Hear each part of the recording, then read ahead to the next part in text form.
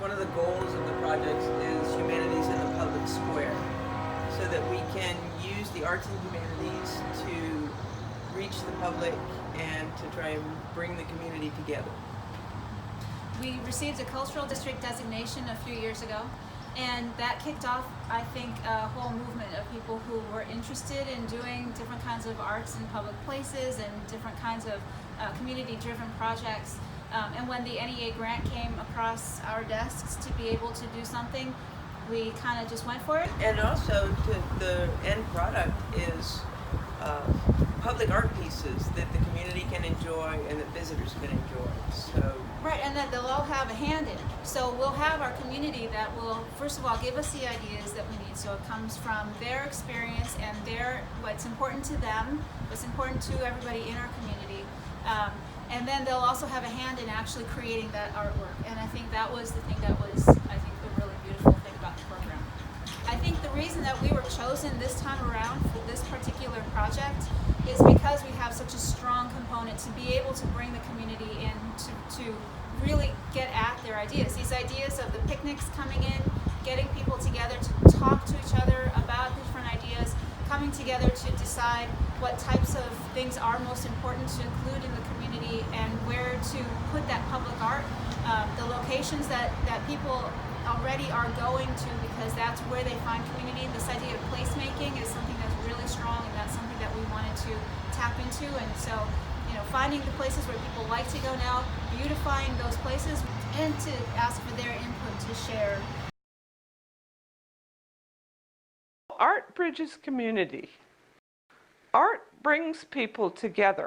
And not only does it bring people together because we ask for volunteers, we asked for volunteers and the people came, and 60 people came, or however many it was, and helped, and that brought people together. People of all kinds and all ages came and helped paint, and they were all artists for the time they were there.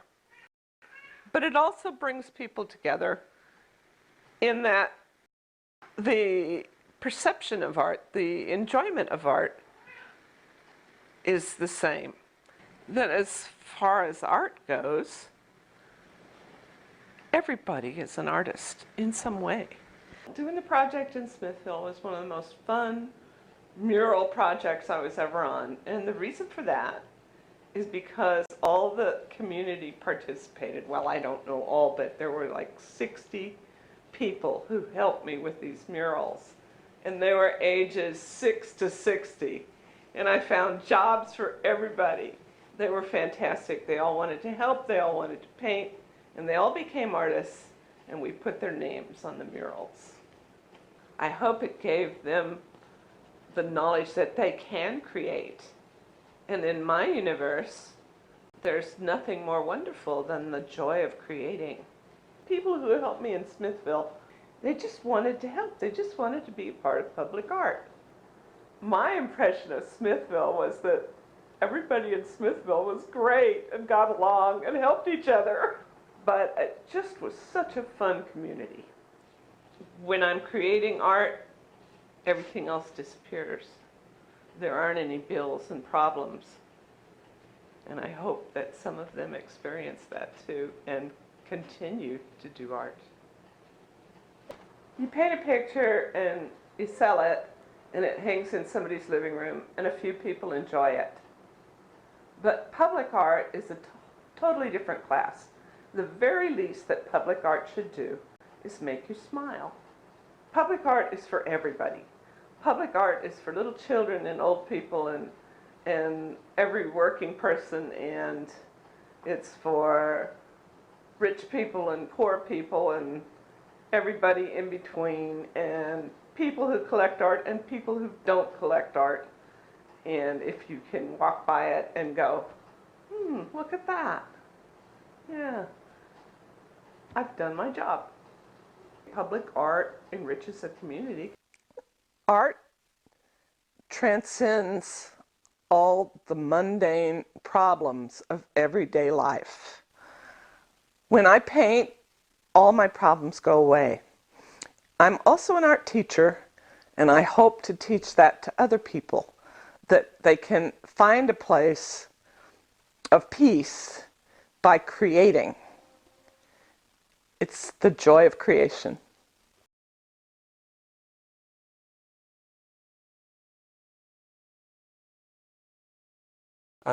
I think art in public places is important because it adds so much character to a community. It makes a place feel more like home. I was I was compelled as soon as we got here to be a part of the community, and I think the thing that I can offer most of all is my ability to create paintings. You know, it's the thing that I've dedicated the most of my time to developing. It's the thing that I feel like I'm the most skilled at, and it seemed important to me as a member of the community to do something with this skill to benefit everyone else.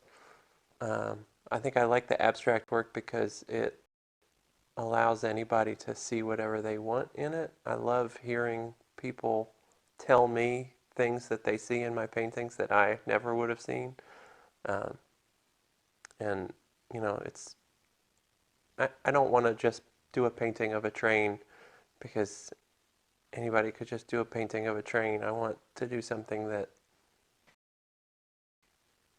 is inspired by a train, and I know that there's this train hidden in there because that's what it means to me, but other people can look at it and see something completely different and find their own importance in it. So to have a giant mural of mine overlooking a train yard is really cool, and the dimensions of it are really similar to the dimensions of a boxcar, so I like that every once in a while it kind of disappears in the shuffle of cars in there and gets obscured by other cars passing through it. It almost feels like it is a giant boxcar that I painted that just is permanently sitting there. I actually really like that we ended up moving it so it's right alongside the tracks. Like an unbelievable dream come true for me. It was a really neat opportunity working on this to have the community come out and paint along with me. I got to meet Judy Paul, who's a local painter. I got to meet some local kids. I got to meet all kinds of new folks that I didn't know, and actually like spend a few hours kind of huddled together with paintbrushes and chatting and getting to know each other. It was really neat. And you know, I think that's really cool that, you know, they get to tell their friends that they helped work on that, and hopefully they feel, you know, the same ownership and pride in it that I feel in it. I think it adds color and it adds character and it livens up a place and it gives people a sense of ownership and pride in an area that they might not have otherwise. I think that art is our culture. Art is what we leave behind. It's the record that we leave for people to remember who we were and what was important to us.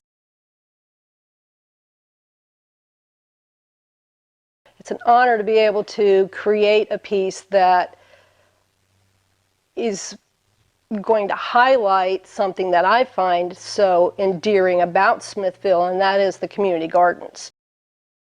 The community gardens is the location where my sculpture is going to go, and I love gardening. I love the passion that I see in the community gardens organization, in what they're doing to feed the hungry people of this community.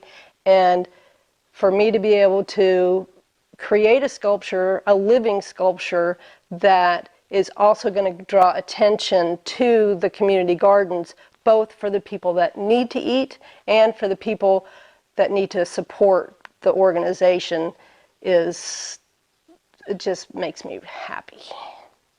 My sculpture is going to be a elderly woman. I call her a gardening granny, and she will be holding a basket which will be filled with whatever produce is available in season to a young child, fostering that love of gardening and eating healthy and working in the soil, that love to that child. The way I create my sculptures is I actually dip true articles of clothing in a concrete blend, a formula I learned from a guy in Scotland, and then drape it over a armature that I can then remove. So it's a hollow sculpture. And the sculptures will have a lot of pockets and places in the rims of the hat and various places where it can be planted. So the community gardens people will help decorate by painting the sculpture once it's in place, planting a flower bed around it, and also keeping the sculpture itself growing and alive. Smithville is an amazing town, and I am so excited to be a part of this project because the community that I feel here and how this town takes care of their people is so endearing, and it's an honor to be chosen to be a part of this. This place just feels like home.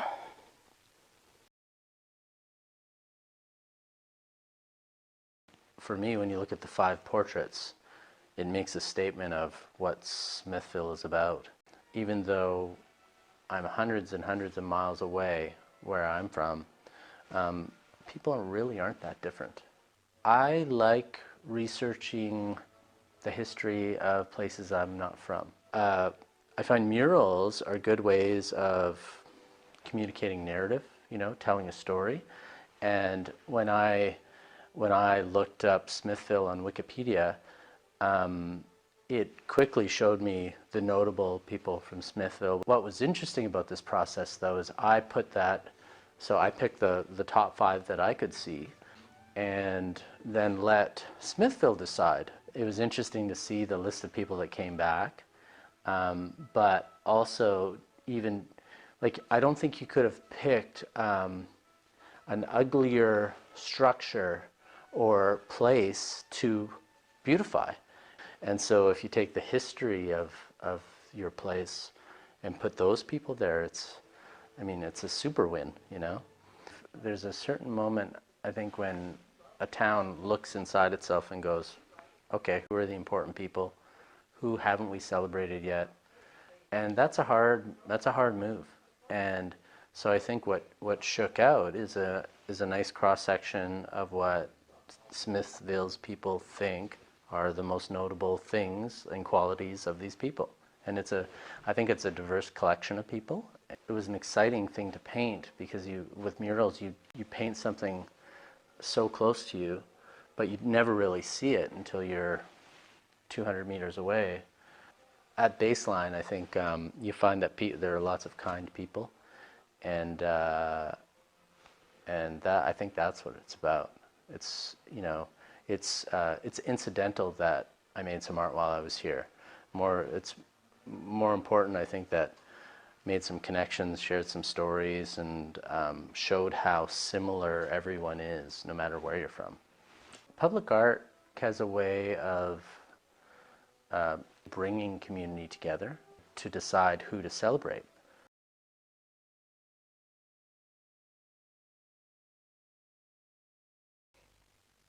In general, I think art is our storyteller of who we are. It's our visual story of who we are now and of who we were and will be. I like recycling stuff, and I use a lot of recycled tiles when somebody rips up their floor. I always get that, or, you know, whatever they're taking down. And I can glaze them in my kiln and make them fresh and new and red or whatever. So I really like that aspect. I love clay. Working with clay is phenomenal.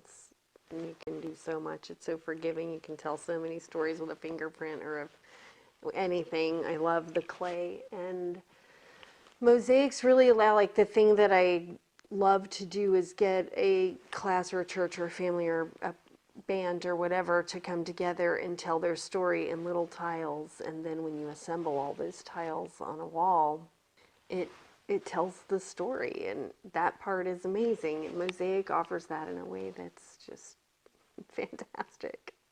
I wanted to do that sign for Dr. King, living on Martin Luther King Boulevard, and I've been at, what is the word? I just worship the man, and that sign needed to be redone.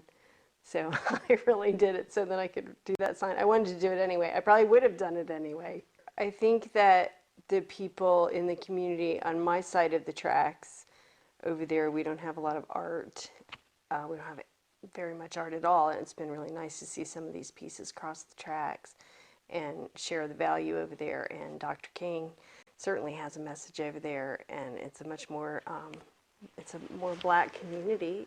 I think it helps bring the two together, that there is art on both sides now. All the pieces, everybody has something to do with. There were a lot of people having something to do with how to outline letters, how to shape the letters, how to do, it all comes together organically, and I like that part of it. It's not designed very tight to start with. I think art is it's a road to honesty, and it's a road to community and connection. I think art creates the community. Art builds the community. Art tells the story of the community. Art holds the space for the community. What art does for people is it allows them a way to take what they experience and create something from that. Especially in a community, art creates a conversation that draws from history. It definitely creates the conversation where people are trying to figure something out. And so maybe they learn something about the people around them. When people came out to the picnics, they didn't really know how to answer that. It wasn't something that they pondered. And other people, they knew exactly. They wanted, a particular musician from the area. But when they would come to paint, they'd look around and they had to think look for a while and think for a while. Who are all these people? What are we creating? And then they'd start to ask questions. I think they were timid about the project for some reason. And I didn't pressure people a lot. I put the question out there and let them think about it, and let them ask questions and let them just kind of be part of the process. So we had a number of different instances in the mural where something in it, whether it's historical or current, connected to somebody here in town. It was really special to have Hannibal Akumbe's wife come in and paint part of his portrait. And then we also had, Critter is actually a person from town. It's not just a character. I mean, he was a character, but so that was made from someone actually in town. What I would like to see people get out of the mural is to drive by and be happy that there's something that really represents a lot of different people from Smithville. And then I'd like them to go up and really look and see what's in the mural. What are all these parts? Why is there a film strip going through one part of the mural? I'd like them to see the different people that are historic in it and go research, go find out who these people were and what they did for the town. To ask questions and do their research and find out more, have more conversations. What this project brings to the community. It brought people together. They created a new experience among friends. Kind of puts everybody on a more level playing field, so you feel more comfortable talking. Anybody with a paintbrush and a pot of paint can go out and create something. When I do art, I just tune out everything around me and I focus on the art. So that was a real growing experience for me, was to back up, let somebody else do something and leave it alone. And know that they'll come back and say, hey, I painted that. Jill, what would you say is your favorite part of this grant? Oh, my favorite part, let's see. I think what it really is to listen to all the people that come up with all these ideas. I've only lived here for 10 years, which is not nearly long enough to know enough about Smithville, because there's an amazing amount of history for this little tiny location on the map. And so, getting that information from the citizens, the residents who have been here, and also the new folks who come in and just see interesting things and from different perspectives, I think that's been the funnest thing about the whole thing. How about you? Well, just building on what you think about getting that information, the opportunity to display Smithville on a mural that includes its art, its history, its culture. I also like the idea of getting Smithville stories. With the support of the National Endowment for the Arts, we have the ability to have individuality and art to help make Smithville a place to want to be through a celebration of our culture, art, and history.